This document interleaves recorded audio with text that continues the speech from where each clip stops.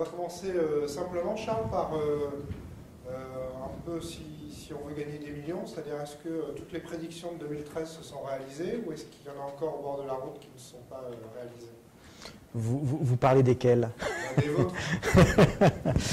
Non, il y en a quelques-unes qui ne se sont pas réalisées parmi les pires. Alors non, globalement, les prévisions 2013 étaient très justes.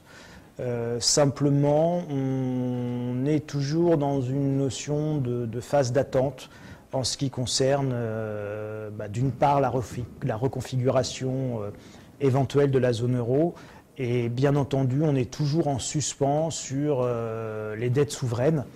Et cet endettement sans précédent,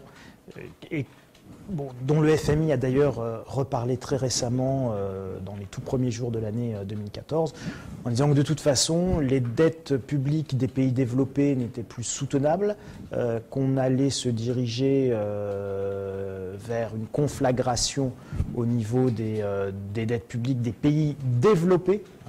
Le FMI insistait bien sur les pays développés, donc c'est la France, les États-Unis, l'Espagne, l'Italie, etc., le Japon.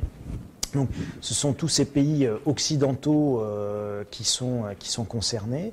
La seule question pour le FMI étant de savoir la façon dont ça va se passer. C'est-à-dire que est-ce que ce sera un défaut ordonné via des effacements, via une taxation de l'épargne obligatoire, comme le FMI le suggère, ou alors est-ce que ce sera une conflagration, un effondrement du marché obligataire et des dettes souveraines. Voilà. La seule question pour le FMI aujourd'hui, en ce début d'année 2014, c'est la façon dont on va régler le problème de l'endettement massif des États, tout en sachant que le FMI n'imagine pas une seule seconde que ce problème pourrait être réglé, par exemple, par un coup de baguette magique lié à un retour de la croissance.